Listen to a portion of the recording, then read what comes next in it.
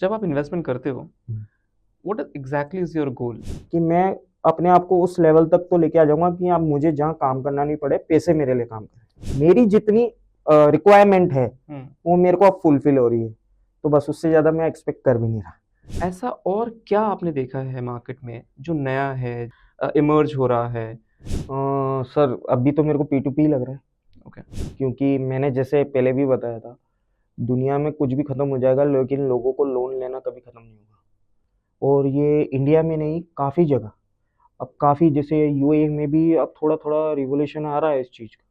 What does financial freedom mean to you? जैसे मैंने बताया 6 बजे तक को येलो दिख जाए वैसा आता रहे, तो मेरे हिसाब से तो यही लगता है कि फाइनेंशियल फ्रीडम इसको ही कहते हैं।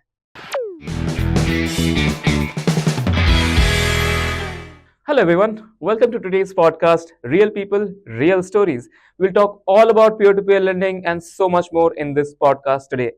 So, please join with me to welcome our guest for today's show, Suraj Singh. Thank you so much, Suraj, for joining us. So, Suraj, before we get into financials and P2P lending and investment and all that, if you can briefly tell us a bit about you, what do you do besides investment? So basically मैं P2P landing कर रहा हूँ। मैं Dubai में भी करता हूँ। हम्म। और स्टार्टिंग में मैंने सबसे पहले P2P लैंडिंग लेनदेन क्लब से ही सीखा था। हम्म। फिर मैंने उसके थोड़ा सा अमाउंट डाल के फिर मैंने रिसर्च किया कि कैसे पे आउट देते हैं, क्या है। फिर उसके बारे में रिसर्च किया कि कैसे आप लोग काम करते हो, रेगुलेटेड हो। फिर मन में थॉट भी आते थे कि भाई किस तरीके से अगर कंपनी भाग जाए, कुछ हो जाए। तो मैंने रिसर्च में पाया है कि जैसे आपका एस्क्रो अकाउंट होता है, ट्रस्टी संभालते हैं, तो इस जगह से मैं थोड़ा सा सेफ फील करने लगा।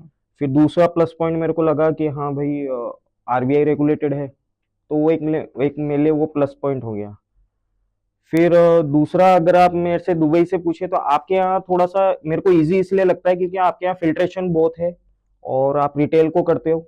वहाँ एसएमई को करना पड़ता है, हमें पूरा ऑडिट चेक करना पड़ता है, सब कुछ करना पड़ता है। वहाँ का टोकन साइज भी ज़्यादा है और आपके यहाँ पे मिनिमम 250 से स्टार्ट हो जाता है। तो अभी तक जो भी वे मैंने बिजनेस किए हैं उसमें मेरे को कंफर्टेबल लेन देन क्लब का लगा। बाकी और भी प्लेटफॉर्म है, नो डाउट, वो भी जेन्युइन है, लेकिन जो इजी वे में जो मुझे टाइम मिल जाए, क्या मेरे पास 10 मिनट ही है, 10 मिनट में फटाफट मैं काम करूँ, वो मुझे लेन देन में थोड़ा सा इजी लगता है। Interesting. So, how did you start investing? I'm sure P2P lending was not the first, no no thing that you started off with. So, if you tell us a bit about your investment journey, what was your first investment? How did you kind of diversify? Firstly जब मैं job करता था तो घर वालों के हिसाब से तो एफडी सबसे अच्छा इन्वेस्टमेंट होता था, तो वो करते थे। फिर एक टाइम पे मैंने स्टॉक मार्केट को जाना, फिर धीरे धीरे शेयर ट्रेडिंग करी, डेरिवेटिव में घुसे, पता चला वाइप आउट होने लगा अमाउंट। फिर थोड़ा ब्रेक लिया। फिर मुझे थोड़ा सा इस चीज में इंटरेस्ट है, अगर पैसा चला गया तो मुझे उस चीज के बारे में जानना गया क्यों। तो अभी भी मैं इन्वेस्टर हूँ, मतलब इन्वेस्टिंग करता हूँ, स्टॉक्स में करता हूँ, एफएनओ पे करता हूँ। बहुत पैसा डुबाया है एफएनओ में, ऐसी बात नहीं है, लेकिन अब थोड़ा सा स्टेबल है। यूं नहीं है कि भाई बहुत कुछ कर रहे हैं, लेकिन अब स्टेबल है। लेकिन मेरा पूरा फोकस थोड़ा सा अब P2P पे इसलिए है कि यहाँ पे पैसा बन सकता है, क्योंकि जिस हिसाब से दुनिया में दो चीज कभी खत्म नहीं हो सकती, एक इंसान को उधार की जरूरत कभी खत्म नहीं हो सकती। तो वो मेरा एक परसेप्शन मैंने रखा है कि सारे धंधे बंद हो सकते हैं लेकिन उधार लेना कभी बंद नहीं हो सकता। तो इस वजह से मैं थोड़ा फोकस इसलिए कर रहा हूँ। तो मैं दूसरे तरीके आजमाता हूँ, दूसरी फर्म बनाता हूँ, उसके थ्रू फिर इन्वेस्टिंग करना चाहता हूँ, तो वो एक ऑप्शन हो जाता है मेरे लिए। तो बेसिकली बस यही है, स्टॉक मार्केट, P2P, और जो पुराने होते थे वो एफडी वगैरह, म्यूचुअल फंड वगैरह, ये सब चलते थे। So, you said that, families trust FDs a lot, right? Right. It's safe and secure. So, when you invested in, FDs, did it feel like a genius move, or do you think it was not really the right thing to do? No sir, मैंने एक चीज notice करी है, मैंने जिस cooperative bank में वो FD कराई थी, नो डाउट मुझे पैसे मिले थे। 5000 की डाली थी मैंने, मेरे को साल भर बाद उसका 6200 मिला भी था। बट उसके 2 या 3 महीने बाद वो गायब हो गई थी। Okay. तो जब मुझे ये लग गया एफडी करने के बावजूद भी सब कुछ भाग रहे हैं, तो फिर किस पे भरोसा करें, रिस्क ही लेना है तो फिर थोड़ा सा ढंग से लेते हैं। फिर मैंने वहां से अपनी जर्नी थोड़ा रिस्की चालू करी। हम्म। तो रिस्की मैंने एक वो चुना था कि रिस्की एसेट को अपन ज्यादा प्रेफरेंस देंगे। So, see, investment is always a depends कि आप कहाँ पे invest कर रहे हो based on your risk taking ability, hmm, right? And it changes over a period of right. time, correct? तो जब आपने start किया था, of course you wanted to play safe and also make money, right? How did this risk appetite changed over time for you? It's depend sir, बहुत सारी चीजें हुई है। एक तो जैसे कोरोना काल पे भी बहुत सारे इश्यूज आए थे, हम्म। और जो पैसे कमा रहे थे वो भी डूब गए थे। हम्म। तो उस समय मैं एकदम चिल बैठा हुआ था, क्योंकि मैंने सारा पैसा निकाल लिया था, विड्रॉल कर लिया था। मुझे पता चल रहा है कि यहाँ सब पैनिक में बैठे हैं। हम्म। लेकिन जब जैसे जैसे कुछ कुछ अच्छी अच्छी गुड न्यूज़ आने लगी, तब मैं वापस इन्वेस्टमेंट चालू करने लगा। और चीज़ों को फिर मैंने एक चीज़ सीखी कि अब डाइवर्सिफाई करना चाहिए। तब जाके मैंने बहुत रिसर्च करने के बाद में मुझे P2P के बारे में पता चला, लेकिन वो अलग प्लेटफॉर्म था। और फिर उसके थ्रू मेरे को फिर ज़्यादा रिसर्च पता चली, तो फिर उसके बाद मेरे को लेन देन से कनेक्शन मिला। फिर एट द एंड फिर मैंने देखा कि लेन देन में थोड़ा सा अपॉर्चुनिटी ज़्यादा है, ROI ज़्यादा है as compared to normal business. Hmm. तो मैंने फिर यही चुना कि आप अगर यहाँ इन्वेस्टमेंट करते हो, अगर आपकी रिसर्च अच्छी है, तो आप नो डाउट कमा सकते हो। रिस्क यहाँ पे भी है, क्योंकि यहाँ डिफॉल्ट आने का चांस रहता है। लोग वक्त पैसे भी खा जाते हैं। NPA की रिपोर्ट आती है, लेन देन देता है अपन को, तो उसमें सब दिखता है। लेकिन आपको ये भी देखना है कि वो बंदा, उसका स्कोर क्या है क्या नहीं है। वो आजकल आपके प्लेटफॉर्म पे सब फिल्टर आ गए, आप उस पर क्लिक करो, सब कुछ क्लियर आ जाता है, बस आपको पेमेंट करना है। तो ऐसे डाइवर्सिफाई मैंने करना चालू किया। तो आपको P2P लेंडिंग के बारे में कैसे पता चला? सर जैसे कि मैंने बताया कि मैं दुबई में चालू कर ही रहा था उस समय, लेकिन जर्नी मेरी लेन देन से ही चली। मैंने सुना वहां जरूर था, लेकिन मैंने वो चीज देखी कि इंडिया में भी पॉसिबल है क्या। तब जाके मैंने फिर थोड़ा टेस्टिंग के लिए पैसा लगाया, एक और कंपनी है उस पर लगाया, फिर आपके यहाँ लगाया, आपका पे आउट देखा, थोड़ा लमसम पे लगाया। अभी तो शायद लमसम वैसा नहीं है जैसे पहले थे, तो वो देखा, क्योंकि गारंटेड मिलते थे उस समय कि मुझे टाइम पे पे आउट आ रहा, कोई दिक्कत नहीं है, रिस्क नहीं है, सब कुछ नहीं है। तो फिर मेरे को थोड़ा सा यहाँ से जर्नी अच्छी लगी। फिर रिसर्च मैंने लेन देन पे करी कि मैं पैसा लगा रहा हूँ, लेन देन सेफ है कि नहीं है मेरे पैसों की। फिर बाकी वो रिस्क लेना नहीं लेना वो मेरी जिम्मेदारी है। फिर बाकी मैंने पूरा रिसर्च किया A to Z, तो लेन देन मेरे को सेफ लगा। तो सेफ्टी पे आपने बताया, राइट?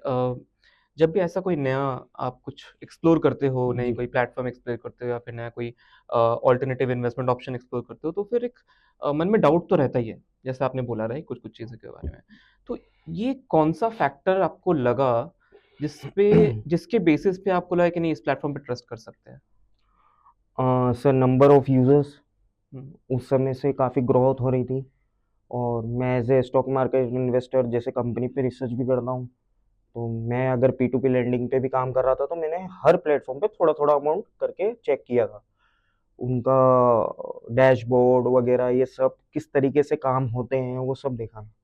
लेकिन लेन देन का मेरे को थोड़ा सा इसलिए अच्छा लगा था कि मुझे टाइम कंज्यूमिंग बहुत कम लग रहा था, और बाकी रिसर्च जो मेरी चल रही थी, फिर मैं P2P की जगह रिसर्च लेन देन पे लग गया था। तो फिर मेरे को पूरी रिपोर्ट जब पता चली, तो फिर मेरे को लगा कि आप यहीं पे अपन को पूरा डाइवर्सिफाई कर देना चाहिए। तो जब आपने पहली बार इन्वेस्टमेंट किया था, करने के बाद क्या आप अपना पोर्टफोलियो हर बार चेक कर रहे थे, जी। हर 5 मिनट में? 5 मिनट में नहीं, लेकिन हाँ 1-2 घंटे में, 3 घंटे में।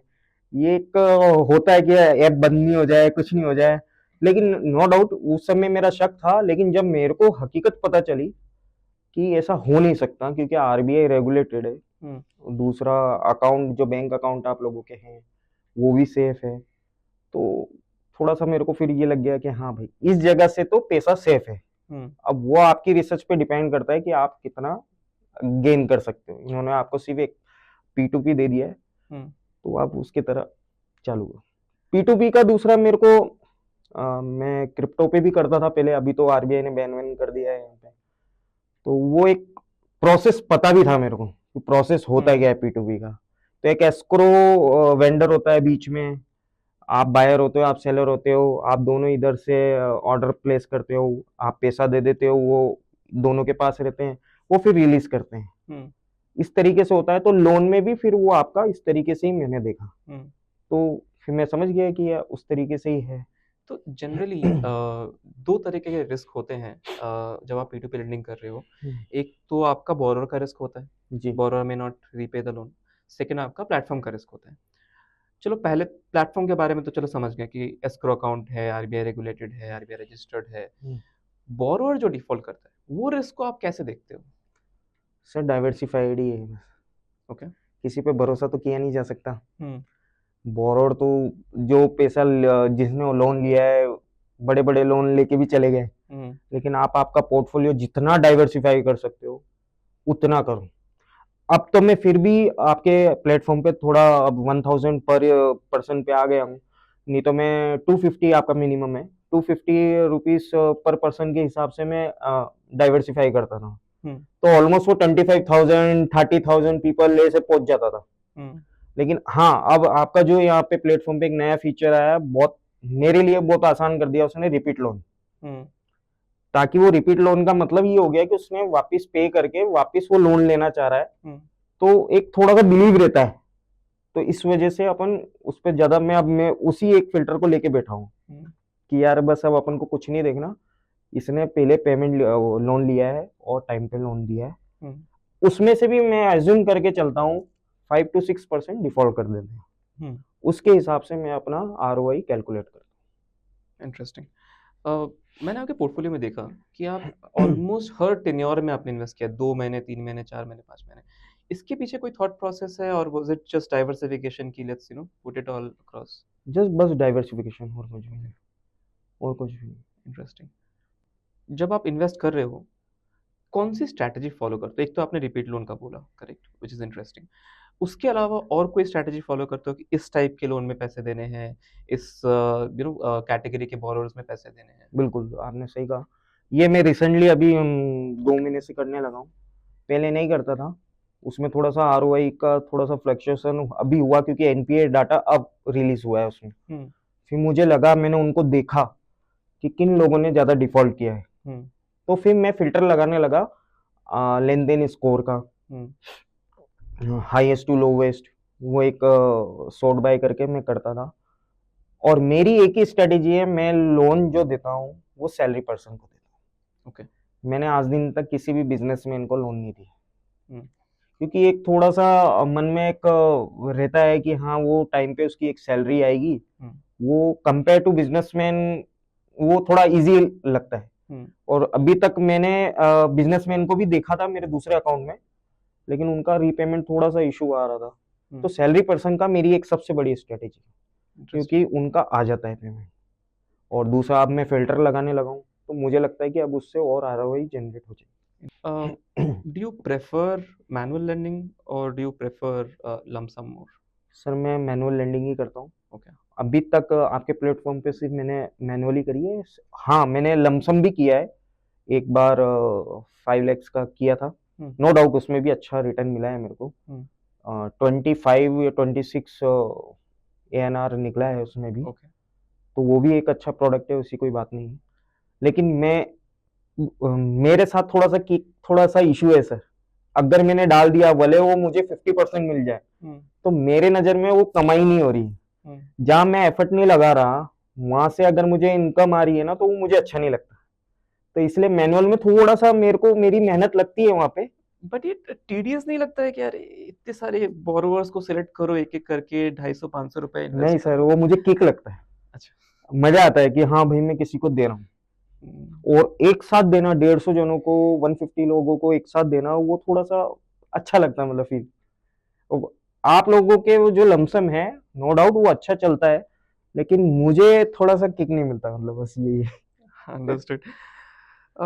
Fair point. आप पोर्टफोलियो को किस तरीके से एनालाइज करते हो? लाइक बिकॉज आपने बोला कि कुछ loans were not performing well for you, तो तब आपने डिटेल में जाके समझा। तो आप हर लोन में एक एक करके जाके चेक कर रहे थे? आपने रिपोर्ट डाउनलोड करके चेक किया? रिपोर्ट डाउनलोड करके किया है। रिपोर्ट डाउनलोड करके आपने जी। चेक किया। ऐसा कोई फीचर है जो आपको लगता है कि प्लेटफॉर्म में होना चाहिए which will make it better for you or improve your experience? हाँ सर, जैसे एक फीचर्स थोड़ा सा कम ही लगा है मेरे को, बाकी वो बहुत बेनिफिशियल हो सकता है इन्वेस्टर के लिए, कि जो एनपीए का डाटा जो आप एनुअल में देते हो, हम्म वो अगर आप हर महीने अगर वो मिल जाए एमआईएस हम्म उसकी, हम्म तो काफी इजी हो जाएगा। इंटरेस्टिंग। ओके। वो बस एक है, बाकी तो और तो कुछ कमी नहीं लगती मेरे मेरे हिसाब से। जो मुझे चाहिए था वो अब आपने सब दे दिया उसके अंदर, आई थिंक सो। फिल्टर में सब कुछ अब अवेलेबल है।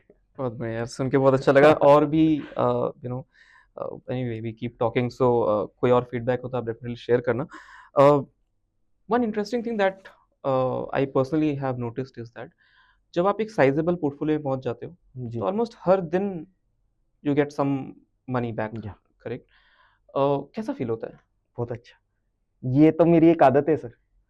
6 बजते ही 2 मिनट हो जाते हैं, मैं रिफ्रेश करता हूँ पेज को, वो दिखता नहीं है येलो सा, फिर मैं 5 मिनट बाद देखता हूँ, फिर दिख जाता है। वो मेरे हर दिन का एक सेटिस्फाई टाइम जो होता है ना, वो वही टाइम है पूरे दिन का। Hmm. और जिसमें 1 तारीख 2 तारीख को जो होता है वो तो वनरेबल होता है। Okay. So then what do you do? Do you reinvest that money immediately? Do you wait for some time? Wait for some time, like not for some time, मैं वेट करता हूँ पर्टिकुलर अमाउंट तक के लिए। Okay. For example 1 lakh, 1,50,000 Hmm. मुझे लगता है पे आउट इतना हो चुका है, Hmm. तो मैं उसको री इन्वेस्ट करता आपने किसी को बताया P2P लेंडिंग के बारे में, अपने फ्रेंड्स को या फैमिली में किसी को? I know you have multiple accounts with us, हूँ। बट आपने किसी दोस्त को रेफर किया है? बिल्कुल किया है सर, लास्ट टाइम हम कैसा रिएक्शन होता है उनका? कि वही सर, उन्होंने के उन लोगों के पैसे डूबे हैं, तो बस उस तरीके से फिर मैंने उनको थोड़ा समझाया कि ऐसा नहीं है, ये रेगुलेटेड है। हम्म अरे फिर उनका वो जो रहता है रिस्पॉन्स, अरे नहीं, अच्छी अच्छी कंपनियां चलेगी, रेगुलेटेड क्या करेंगे। फिर मैं उनको बोला कि आप थोड़ा रिसर्च करो क्या होता है, बैंक भी आरबीआई रेगुलेटेड ही होता है, प्राइवेट बैंक भी आरबीआई रेगुलेटेड होता है, तो हम्म भागता कोई नहीं है। हम्म आप वो देखो कि वो काम कैसे कर रहे हैं, कैसा उनका काम करने का तरीका है, और आपके पैसे डूबेंगे तो डूबेंगे कैसे, पहले तो आप ये जानो। हम्म क्योंकि वो एस्क्रो अकाउंट चला रहे हैं, उनके बस में कुछ नहीं है, और पे आउट वगैरह भी वो ट्रस्टी के थ्रू होता है। इस तरीके से मैंने उनको पूरा ब्रीफ किया, जब जाके थोड़ा उनको यकीन हुआ। हम्म फिर वो अब नाउ वो इंटरेस्टेड है, तो वो करेंगे, अब है। So we hope you can share this podcast also with them. कुछ मेरे को आइडियाज भी मिलते हैं सर, ऐसी बात नहीं है। कुछ जैसे मैं दुबई में मेरे फ्रेंड्स के साथ में बैठता हूँ, तो वो आइडियाज भी कहते हैं, उसको हम हमारी लैंग्वेज में आर्बिट्राज कहते हैं। तो वहाँ लोन थोड़े सस्ते मिल जाते हैं, तो वहाँ 4 से 5% में लोन मिल जाता है, हम उसको वहाँ आर्बिट्राज कर देते हैं। Okay. तो फिर हम वहाँ पे उसको 15% 16% आरओई के हिसाब से डाइवर्सिफाई करके हम लोन दे देते हैं। ऐसे छोटी एसएमएस जो होती है वहाँ पे, वैसा कर देते। अब हम थोड़ा सा यहाँ आर्बिट्राज यहाँ पे भी करने का सोच रहे हैं। इंटरेस्टिंग। लाइक जैसे फ्रेंड्स वगैरह कह रहे हैं कि यार गोल्ड पड़ा है थोड़ा, अब वो हमने लॉकर में ही रख रखा है, तो हम उसको एज ए कोलेट्रल लेके इस तरीके से करें, डाइवर्सिफाई करें, तो कुछ बेनिफिट होगा। तो मैं उनको हर चीज बताता हूँ, रिस्क इस तरीके का है, लेकिन अगर अपन अच्छी स्ट्रेटेजी से चलें तो पास्ट परफॉर्मेंस अपना ये कहता है। बाकी तो अगर वापस कोविड आ गया, कुछ आ गया, तो थोड़ा सा इशू हो सकता है, बाकी ऐसा नहीं है कि पूरा यूं चला जाए। तो रिस्क तो है Obviously. लेकिन कुछ पर्टिकुलर सिनेरियो के अंदर वो आपको लेके चलना पड़ेगा उसमें। Correct. Now that you've seen a lot of these, instruments and investment options internationally, where do you stand in terms of your risk-taking ability today? Do you think you want more safer options now, or do you still get that kick कि भाई risk है तो ही return है? Sir मैं तो यही अब believe करने लगा हूँ, हम्म जैसे जैसे उम्र बढ़ती जा रही है वैसे वैसे मेरी रिस्क की एपेटाइट और बढ़ते जा रही अच्छा। है। तो रिस्क लेना चाहिए सर, अगर आपको जिंदगी में कुछ करना है, हम्म तो ऐसा भी रिस्क नहीं लेना कि आप आंखें बंद करके एक तरीके से सट्टा ही खेल रहे हो, वो नहीं, वो नहीं करना। आपके पास में अच्छी स्ट्रेटेजी होनी चाहिए, नो डाउट, वो स्टॉक मार्केट की हो या बिजनेस की हो या किसी की भी हो। अगर आप अच्छे प्लान के साथ में अगर करोगे एग्जीक्यूट, उसमें होगा काम। मैं कुछ इंस्ट्रूमेंट्स के नाम बोलूँगा, आप बताओ, is it something that you'll pass और you'll bet on it? Okay. Okay. Crypto. in India or Anywhere? compared to P2P? No, just in general, like Like an investment or trading investment. हाँ, investment. हाँ, In some scenario, in some coins. okay. What about gold? Yeah. Best investment for long term. Okay. What about mutual funds? उसकी जगह तो ETF अच्छा है. IPO? Transparency के हिसाब से हम्म, ETF prefer. IPOs? IPO sir मिलते तो है नहीं इंडिया में, जो अच्छे होते हैं हम्म, बेकार सबको मिल जाएंगे, तो मैं तो उसको कुछ मानता ही नहीं और मैं लगाता भी नहीं.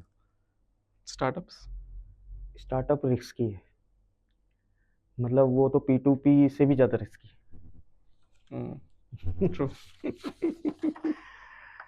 ऐसी कौन सी मिथ है जो आपने सुनी है अबाउट फाइनेंशियल मार्केट्स और इन्वेस्टमेंट स्ट्रेटजीज, जो आपको लगती है कि नहीं, they are actually myths and not true?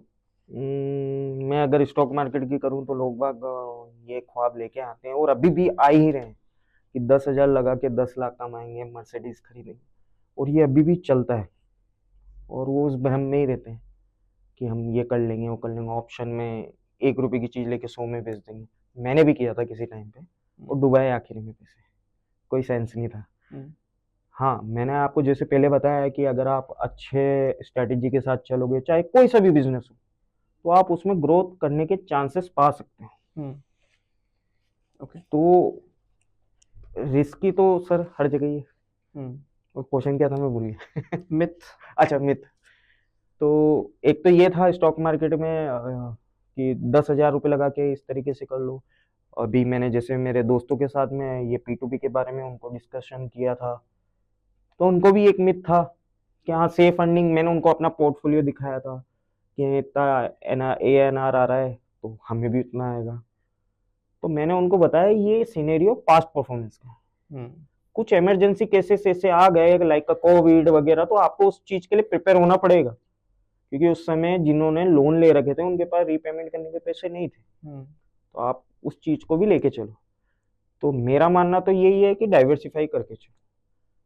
अगर आप पर्टिकुलर एक ही बिजनेस में पूरे एग डाल देंगे तो थोड़ा सा इशू आ सकता है. जिस बिजनेस में जिस चीज का इशू है और ऐसा कौन सा इन्वेस्टमेंट है जिसपे वो इशू ना हो, इस तरीके से मैं डाइवर्सिफाई करता हूँ और सबको ऐसे ही करना चाहिए. राइट. अगर कोई आज नया नया जॉब कर रहा है और उसको एक टिप देना है आपको कि ये आपकी फाइनेंशियल स्ट्रैटेजी होनी चाहिए जब आप अपने करियर स्टार्ट कर रहे हो. बिल्कुल सर. अगर वो थोड़ा सा कम अमाउंट में कर रहा है तो उसके लिए ETF वगैरह से थोड़ा सा FD के तो अगेंस्ट हूँ सर. FD तो करनी ही नहीं चाहिए. और बैंक में सेविंग अकाउंट में भी पैसा नहीं रखना चाहिए. जब आपका 5 लाख से ऊपर कोई पैसा सेफ ही नहीं है तो क्यों रखना चाहिए. आप उसको फिर इन्वेस्ट ही करो. हाँ, जैसे कोई बंदा 15,000 कमा रहा है तो आप 10% आपकी सेविंग स्टार्ट करना चालू करो. 10%, जो आज लोग बोलते हैं 20% करो, नहीं होता सर. 10% वो करेगा ना तो उसकी कैपेसिटी धीरे धीरे बढ़ेगी. उसको जब अच्छा लगने लगेगा ना इन्वेस्टिंग करके तो वो 20% तक भी आएगा. लेकिन वो स्टार्टिंग से 20% करेगा तो वो डर जाएगा कि मेरे पास तो कुछ बचा ही नहीं है, मैं घर कैसे चलाऊं, कैसे क्या करूं. तो इस तरीके की स्ट्रेटेजी रखनी चाहिए. What does financial freedom mean to you? जैसे मैंने बताया 6 बजे तक को येलो दिख जाए वैसा आता रहे, तो मेरे हिसाब से तो यही लगता है कि फाइनेंशियल फ्रीडम इसको ही कहते हैं. जब आप इन्वेस्टमेंट करते हो, what exactly is your goal? Is it financial security? Is it freedom? Is it something else? Sir मेरे हिसाब से मैंने सर देखो मेरा प्रोफाइल बताऊं, मैंने हर एक नॉन स्किल्ड जॉब भी करी है. जैसे प्लम्बर का हेल्पर, मैं ऑफिस बॉय भी था. मैंने अपनी ज़िंदगी में हर एक तरीके का काम किया. मैं उस लेवल से यहाँ तक आया हूँ. तो मेरा वहाँ से ही पहले प्लान था कि मैं अपने आप को उस लेवल तक तो लेके आ जाऊंगा कि अब मुझे जहाँ काम करना नहीं पड़े, पैसे मेरे लिए काम करें. तो मुझे लगता है मैंने अब वो कर लिया. तो बस नहीं, लेकिन मैं अपने आप को ये नहीं कहता कि मैंने बहुत कुछ हासिल कर लिया. मेरी जितनी रिक्वायरमेंट है वो मेरे को अब फुलफिल हो रही है. तो बस उससे ज़्यादा मैं एक्सपेक्ट कर भी नहीं रहा, क्योंकि उससे ज़्यादा एक्सपेक्ट करूँगा सर फिर और ज़्यादा दिमाग लगाना पड़ेगा, ये करना पड़ेगा, तो लाइफ कैसे जीऊँगा मैं? तो बस true. There are still people out there जिनको ये स्टेप लेने आज भी डर लगता है कि क्या एक रिस्क लूँ, क्या एक नया इंस्ट्रूमेंट को एक्सप्लोर करूँ। क्या सजेशन होगा आपको उनके लिए? सर लेना चाहिए, चाहे आप कितने ही गरीब क्यों ना हो। अगर आप 15,000 की सैलरी भी कमा रहे हो और 15,000 घर में ही उड़ रहे हैं, तो आप फिर 0 बाई 0 ही हो, कुछ नहीं कर पाओगे। हुँ, जैसे कि मैंने कहा, अगर आपकी ज़्यादा प्रॉब्लम है तो आप 500 से स्टार्ट करें, हुँ, कुछ भी करें। जहाँ आपको थोड़ा-सा लगता है कि हाँ, ये मेरा गोल इतना है, तो उस हिसाब से करें। शॉर्ट टर्म गोल है तो फिर वही एफडी वगैरह ही रहेगा। लॉन्ग टर्म गोल है तो आप ईटीएफ वगैरह करो। थोड़ा आपका जैसे-जैसे पोर्टफोलियो बढ़ता है और आप रिस्क लेने के लिए तैयार हो, तो आप धीरे-धीरे फिर पी2पी में आओ, थोड़ा-सा अपने आप को एक्सप्लोर करो। बहुत सारे इंस्ट्रूमेंट हैं काम काम करने के लिए। So you said a lot of things about P2P lending. आप कैसे स्ट्रैटेजाइज़ करते हो, पोर्टफोलियो को कैसे देखते हो? अम, आपने लोगों को ये बोला है, right? People should take risk and explore new instruments. ऐसा ऐसा और क्या आपने देखा है मार्केट में जो नया है, जो एक्सप्लोर हो रहा है, मतलब इमर्ज हो रहा है? Have you notice something like that which is happening out there, जो आपको लगता है कि लोगों को और वो भी एक्सप्लोर करना चाहिए ऐसी कुछ चीज़ें? सर अभी तो मेरे को पी2पी लग रहा है, ओके। क्योंकि मैंने जैसे पहले भी बताया था, दुनिया में कुछ भी खत्म हो जाएगा लेकिन लोगों को लोन लेना कभी खत्म नहीं होगा। तो मेरा उस परसेप्शन से ही ये धीरे-धीरे मार्केट अभी तो खत्म नहीं हुई, ये बढ़ रही है हुँ, पी2पी की। और ये इंडिया में नहीं, काफ़ी जगह, अब काफ़ी जैसे यूएई में भी अब थोड़ा-थोड़ा रिवॉल्यूशन आ रहा है इस चीज़ का। हुँ, वहाँ पे भी अभी इतना नहीं है, वहाँ अभी भी लोग डाउट ही करते हैं, हुँ, क्योंकि उन वो किस हिसाब से कर रहे हैं, अभी उन लोगों को डाइवर्सिफ़ाई का ही नहीं पता। तो जैसे-जैसे वो सीखेंगे, करेंगे तो थोड़ा-सा बूम होगा उस चीज़ में। हुँ, लेकिन हाँ, अभी ये नया कॉन्सेप्ट है, पी2पी लैंडिंग का, लोगों को थोड़ा समझने में थोड़ा-सा ये हो रहा है, लेकिन ये अभी ग्रोथ पे जा रहा है हुँ, और लोगों की लोन लेने की रिक्वायरमेंट कभी कम नहीं होगी। हुँ, जिसमें सैलरी पर्सन की तो कभी कम नहीं होगी। उसका सिर्फ एक ही लॉजिक है, उनका टाइम पे पहले पेमेंट खत्म हो जाता है, फिर उनको अर्जेंसी में लोन चाहिए, तो वो लेते हैं और वो इसलिए भी रीपे करते हैं, मैं भी सैलरी पर्सन था, कि फिर मेरे को नेक्स्ट टाइम लोन नहीं मिलेगा। हुँ, तो वो थोड़े से डरे रहते हैं कि इमरजेंसी है, ये बिजनेसमैन बोला ठीक है छोड़ो खत्म, हुँ, अब चाहिए ही नहीं अपन को, तो हो गया अपना काम। हुँ, तो लोन लेना तो कभी खत्म नहीं हो सकता, इसलिए मुझे थोड़ा सा ये इंडस्ट्री ज़्यादा ग्रोथ में दिखी। हुँ। सो जब आप रिसर्च कर रहे थे, I am sure you came across markets which are booming like you said, right?